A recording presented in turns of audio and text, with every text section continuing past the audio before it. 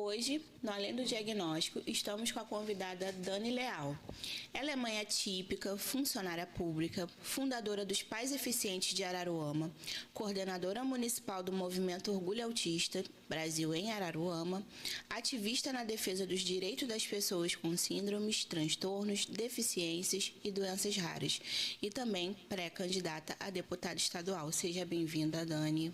Muito obrigado, Jéssica. Muito obrigado mesmo pela oportunidade e espero ser útil, como sempre. Então, Dani, antes da gente começar com as perguntas, eu queria fazer uma dinâmica rápida com você. O que é inclusão de verdade para você? Olha, para mim, inclusão de verdade é quando você oferece aquilo que é um direito a todos. Porém, a gente tem que ter uma cautela ali na questão da igualdade com a equidade, né? Porque na equidade a gente reconhece as diferenças entre cada ser humano. Então, eu costumo até fazer uma brincadeira aqui. Na igualdade, todo mundo vai receber um par de sapato. Na equidade, cada par tem exatamente o tamanho do pé de cada um. Então, quando a gente fala em inclusão, não é apenas falar sobre educação e pessoas com deficiência. Quando você fala em inclusão, quando você fala em acessibilidade, é você garantir, como eu falei, o direito de todos. Inclusive, por exemplo, daquela pessoa que mora na área rural, que tem dificuldade de acessar, às vezes, o centro da cidade para poder garantir o seu direito. Então, a verdadeira inclusão deveria ser sobre isso.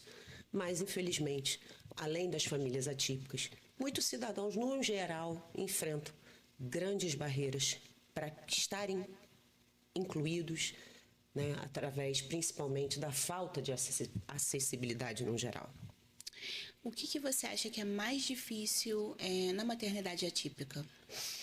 Lidar com o preconceito sempre.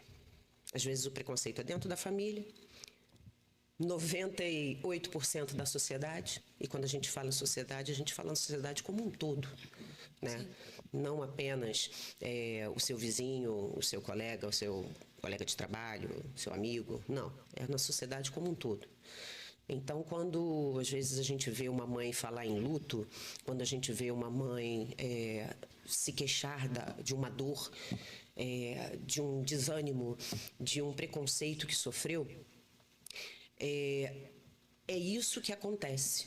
Não é a deficiência do filho, muitas vezes, que causa o sofrimento dessa mãe. Mas o que aquele filho sofre, consequentemente, ela como mãe, principal cuidadora, né, vai sofrer muito mais ainda. E o que essa família atípica merece, então? Respeito, atenção, cuidar de quem cuida. Isso é algo que a gente vai ter que falar aí em todos os podcasts, palestras, entrevistas e até mesmo dentro da própria política pública, né? Porque se fala tanto em inclusão, principalmente no ano em que estamos, mas são coisas que estão muito bonitas no papel, mas na realidade não acontece. E o que a sociedade ainda precisa aprender? A sociedade tem que aprender o que é o verdadeiro sentido da palavra empatia. Porque não sabem. Me perdoe se você acha que você tem empatia. Você não tem. Só sabe o que uma mãe atípica ou uma pessoa atípica vive, quem vive aquilo também. Você pode imaginar, né, uma dificuldade ou outra, mas saber o que a gente vive, o que essas famílias vivem, só a gente vive, só a gente sabe. Está na nossa pele aqui, ó. É a gente que sente. E para a gente fechar essa dinâmica, seu maior sonho para a inclusão? Ver os direitos sendo respeitados, devidamente fiscalizados, porque as leis existem, precisam de atualizações, claro, mas se houvesse uma fiscalização, uma cobrança efetiva disso tudo, você ia amenizar bastante a dor das famílias atípicas e da população como geral. A inclusão é garantir o direito de todos. Então, conta um pouquinho, quem é a Dani Leal? Fala um pouquinho pra gente sobre a sua história, sobre o seu filho. Vamos lá. A gente costuma conversar muito, né, com as pessoas e ouvir muito. Mas quando alguém nos pergunta, né, sobre nós, é tanta coisa que passa na cabeça da gente, né? Bom, quem é a Dani Leal? Dani Leal, em primeiro lugar, é uma filha, né, que cuidou da família, cuidou do pai, cuidou das avós, passou por muita coisa nessa questão de saúde, né? Hoje eu tenho apenas a minha mãe comigo e o meu filho, claro. Sou servidora pública, como você mesma aqui já falou. Tenho 25 anos, fiz 26 anos, na verdade, dia 30 de maio. Fiz 26 anos de serviço público. Atualmente estou licenciada, já tem 2 anos. Tirei aquela chamada licença sem vencimentos, né? Me considero uma pessoa ativista da causa, porque desde o dia em que eu peguei o diagnóstico do meu filho, quando ele tinha 5 anos, o ativismo nasceu ali. Então, hoje, quem sou eu? Eu sou alguém que luta pelo direito do meu filho. Só que para alcançar o direito dele, não adianta brigar só por ele. Eu tenho que brigar por todos. Então, hoje eu sou uma pessoa que busco o tempo todo o respeito aos direitos das pessoas. Até por ser funcionária pública e tratar diretamente com o público, né, a gente vê histórias, a gente sabe as dificuldades que cada pessoa enfrenta no seu dia a dia, principalmente em relação ao poder público, aquilo onde falha, aonde falta, né? E por conta disso,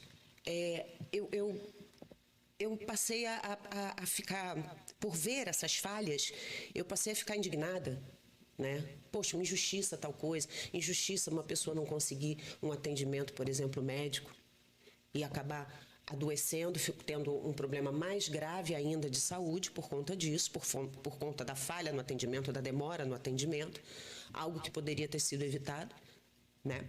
Mas não foi. E aí aquilo se agrava. Então é uma injustiça. Vidas são perdidas por conta disso também. Então, por conta de ver sempre várias injustiças acontecendo com as famílias atípicas, com os idosos, com a população em geral, com os servidores públicos, porque eu também sou servidora pública, então eu também sei o que é que o servidor público enfrenta. Eu hoje sou uma pessoa que pegou a revolta e transformou em combustível para fazer alguma coisa. Porque se quem deveria fazer não faz, então, em vez de eu ficar sentada reclamando, eu resolvi arregaçar a manga e fazer alguma coisa. Fala um pouquinho do seu filho pra gente. Meu filho fez 18 anos agora, dia 21 de maio. Falar dele é se emocionar, não tem como não se emocionar falando do próprio filho, né? Ele é o que me move. Se não fosse ele, Dani Leal não existiria. Pais Eficientes não existiria. Eu nem teria conhecido o Movimento Orgulho Autista Brasil. Então, se não fosse ele, ele é tudo para mim. Ele é tudo para mim. É o meu melhor amigo, porque ele me entende. Às vezes eu digo para ele, quando eu tô chateada, eu digo para ele, filho, tenho vontade de pegar você e sumir. Só eu e você. Vamos desaparecer, só nós dois? Aí ele diz, vamos. Então ele é meu companheiro, meu melhor amigo. É tudo por ele. Cada palavra dele, o que ele me diz, o que ele me demonstra no dia a dia, mesmo com a dificuldade, às vezes, de comunicar, né, com as palavras corretas aquilo que ele está sentindo, mas a gente acaba se entendendo. E esse entendimento, para mim, é tudo, porque é o que me move, é o que me guia, é o que me dá força.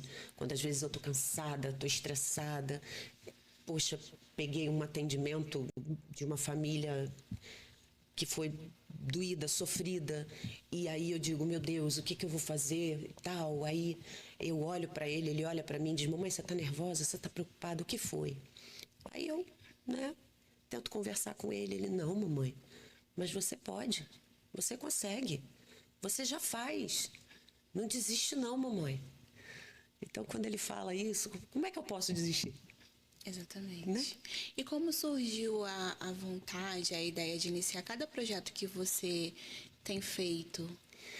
Olha, é muito através da vivência, né? Porque hoje ele está com 18 anos, a gente pegou o diagnóstico quando ele tinha 5, então, quer dizer, são mais de 10 anos convivendo com pessoas com deficiência no geral, né? Então, peguei o diagnóstico numa época em que pouco se falava sobre o autismo, né? A gente conhecia outras deficiências, né? Mas o autismo ainda era algo que estava se descobrindo ainda, né? A gente não tinha nem terapeutas suficientes que sabiam lidar com a situação, aquela coisa toda. E ao receber esse diagnóstico, eu fui conhecendo outras famílias e a gente foi vendo as nossas necessidades e dificuldades, né? Amigos que se afastam, aí você pensa, poxa, gente, então, já que agora as minhas amigas todas eu encontro elas nas clínicas de terapia, vamos formar um grupo de amigas, né? Aí fizeram um grupo, eu fui participar do grupo e ali a gente começou, gente, olha, a gente tem que se apoiar, a gente tem que ser amiga realmente, porque os amigos vão embora, a gente fica sozinha, e pipipi, aquela coisa toda, e as dificuldades, e estudando, e a gente começou a perceber, eu comecei a perceber o quanto se falta uma linguagem simples para se fazer entender a respeito do autismo e de demais deficiências, para se falar de uma lei, por exemplo, né? Para se explicar para uma mãe que às vezes não tem um estudo que aquela pessoa que quer explicar tenha. Aí a pessoa vai usar um monte de termo técnico. Não adianta. Se eu quero me fazer entender, eu tenho que me fazer entender. Sim. E para isso eu preciso simplificar tudo, seja a lei, seja um direito, enfim, eu tenho que simplificar tudo aquilo. Então, eu passei a estudar, passei a ler, passei a conviver com outras famílias e dentro desse convívio a gente foi vendo as dificuldades. Então, é uma falta de socialização dos filhos. Vamos criar encontros para poder essas crianças socializarem. É as mães que estão muito sozinhas. Vamos marcar um café, gente, vamos fazer uma roda de conversa, vamos sentar, vamos desabafar. Porque às vezes o que a gente precisa é que alguém nos escute. Então, vamos Sim. começar a fazer esse movimento? Depois, com o passar do tempo, a gente começou a ver problemas nas escolas. O que a gente pode fazer para poder ajudar? Vamos lá palestrar na escola? Vamos ajudar? Porque eles também não sabem, os professores ainda não sabem, não têm a formação, não tem um profissional capacitado para lidar com a situação, mas a gente, quanto mãe, a gente acaba sabendo fazer um monte de coisa que eles não sabem, Sim. porque nós estamos 24 horas, eles estão 4 horas por dia com aquela criança, né? E não só com aquela criança exclusivamente. Então, vamos levar aquilo que a gente vive em casa como experiência para dentro das escolas, para quem quiser nos ouvir, para quem quiser aprender um pouquinho mais. E assim as coisas foram acontecendo. Então, há 5 anos, eu fundei o Pais Eficientes de Araruama. Há 2 anos, eu fui convidada, então, para ser coordenadora municipal em Araruama do Movimento Orgulho Autista Brasil, porque eles estavam vendo essa necessidade de expansão também do movimento, para que o movimento pudesse chegar a outras cidades. O Movimento Orgulho Autista Brasil tem 20 anos.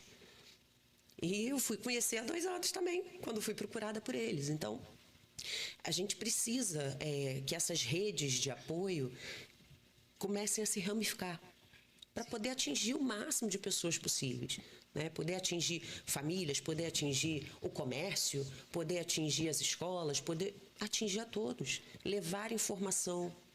Por quê? Eu tenho que ter, se eu exijo que tenha uma empatia por mim, eu também tenho que oferecer a empatia de volta, partindo do princípio que você não sabe nada ainda sobre o autismo, você está conhecendo agora. Você acabou de pegar um aluno autista, um exemplo. Você não sabe, você não conhece. Então, eu já vou chegar já com ignorância com você? É lei, você tem que atender meu filho. Não, eu vou chegar, vou conversar. Então, ele é autista, ele fala ou ele não fala, né? Ele tem essa dificuldade, aquela coisa. Vou pegar, vou passar para você com a maior paciência do mundo todas as informações que eu tenho sobre o meu filho para você.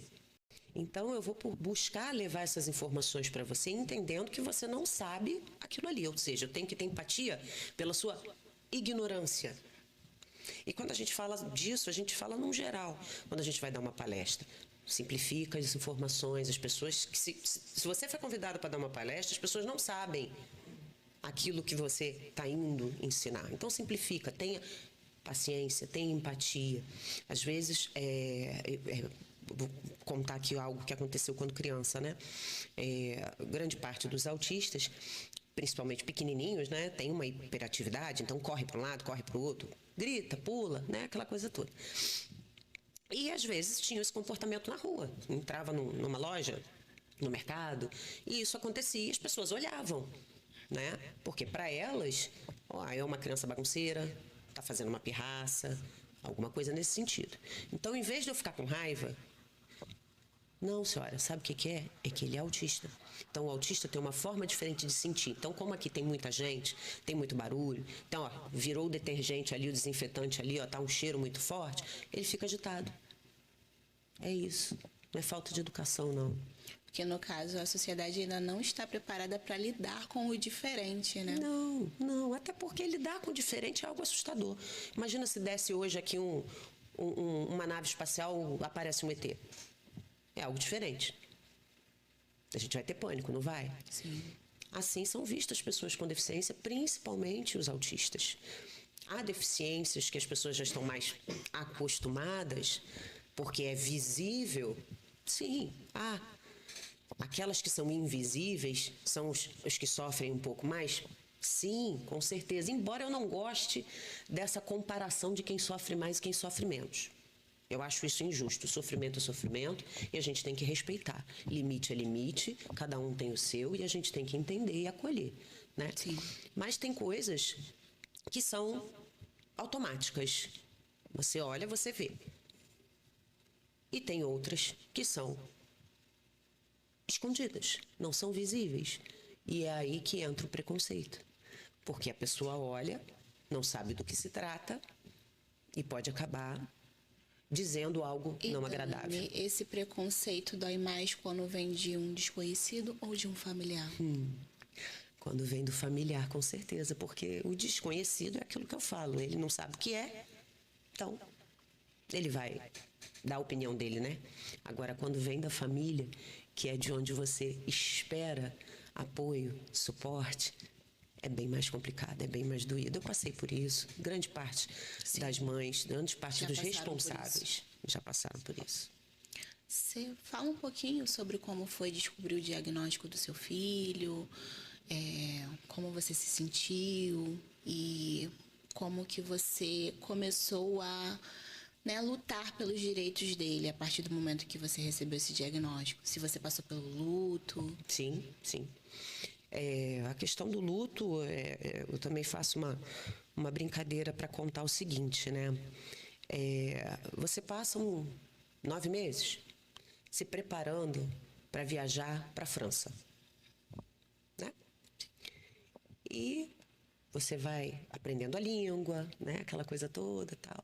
De repente, sua viagem, você desce, saiu do avião, está no Japão.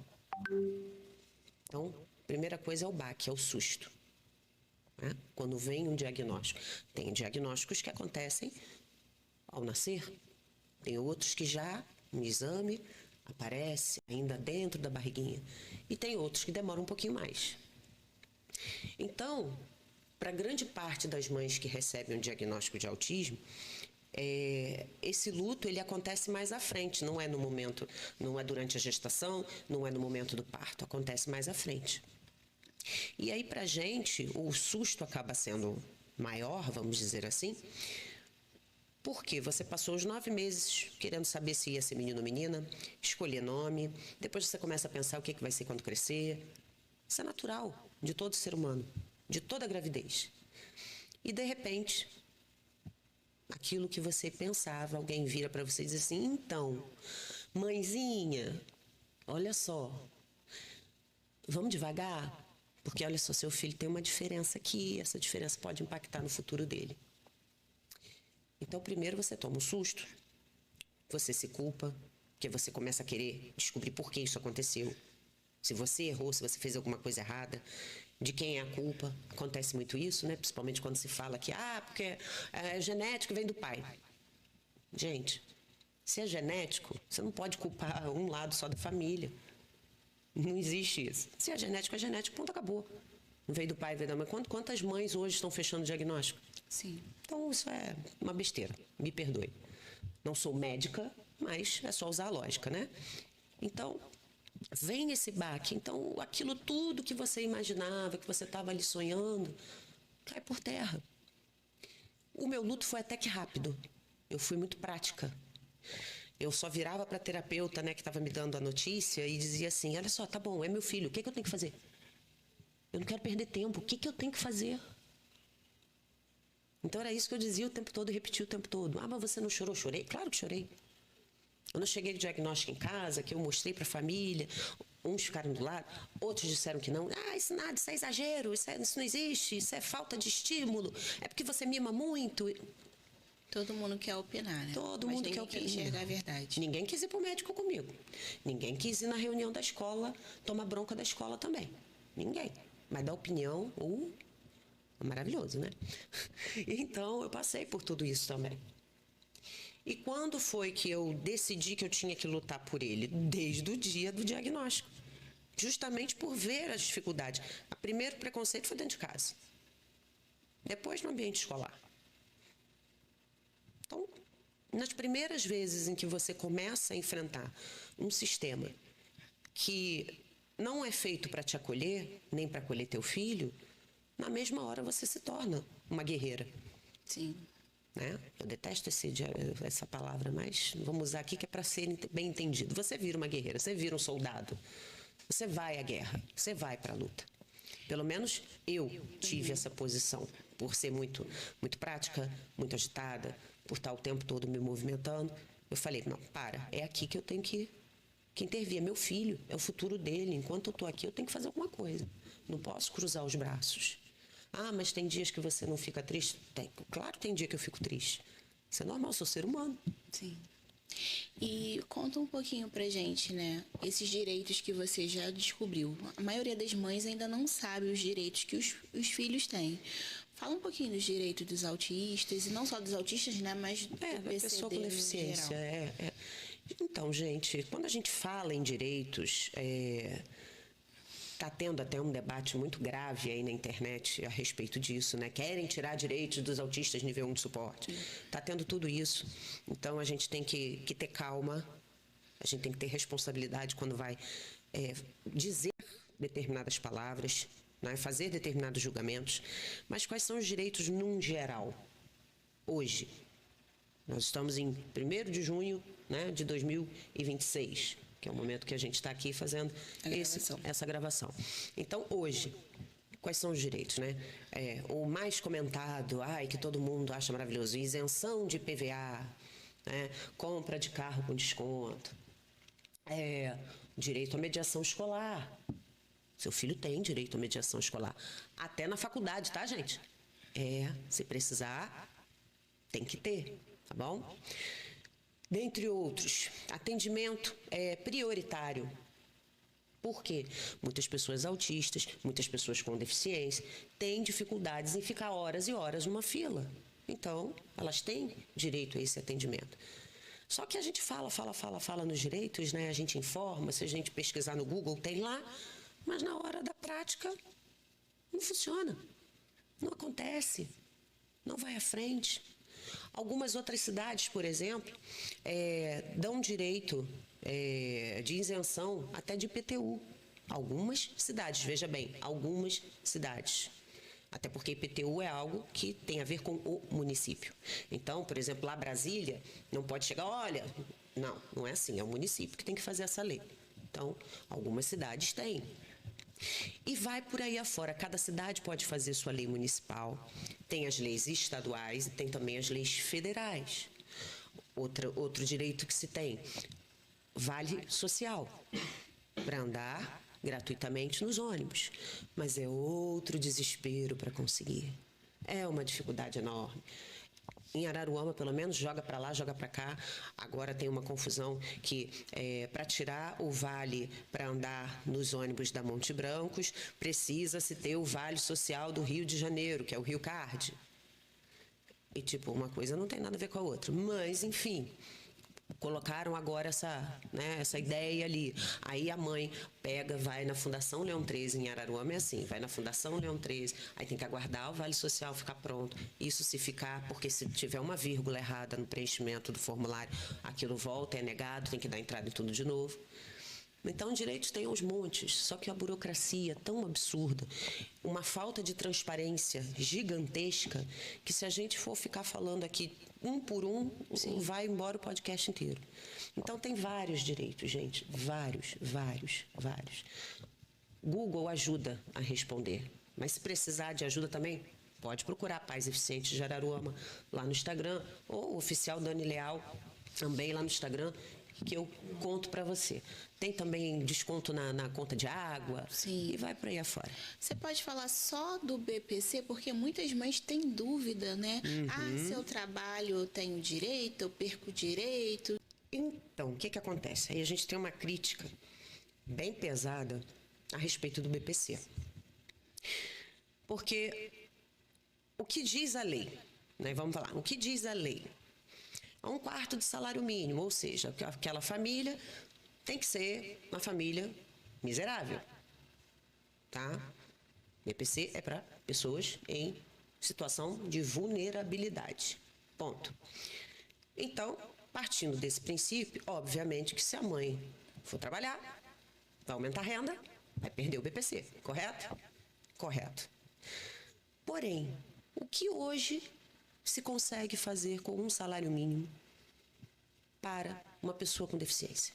Nada. Como mãe atípica, eu te digo, nada. Você também é mãe atípica? Sim. Então você sabe como é que é. Então não se faz nada, gente. Mas por quê? Dani, mas poderia, poxa, mas é um benefício que não sei o que. É legal. Se a gente tivesse uma educação de qualidade, saúde de qualidade, segurança, moradia, oportunidades. Se o meu filho puder trabalhar, é óbvio que eu não vou querer BPC. Lógico, é o que eu estou fazendo de tudo para o meu filho jamais precisar de um BPC. Porque é uma miséria. Ele não vai conseguir viver.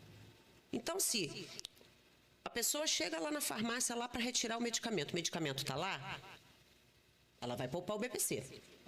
Se ela chega na escola lá, o filho está sendo bem assistido, tem qualidade de ensino, tem lá a mediadora escolar, ela também não vai gastar o BPC. Se ela chega na saúde, vai lá pedir médico, terapia, e ela consegue, ela também não vai usar o BPC. Então, o BPC vai ficar realmente para outros gastos. Para ela, de repente, pagar um curso, para ela levar o filho para passear, né? Sim. Por que não comprar um carro para poder andar com seu filho para lá e para cá, já que o transporte público também, desculpa a expressão, é uma droga.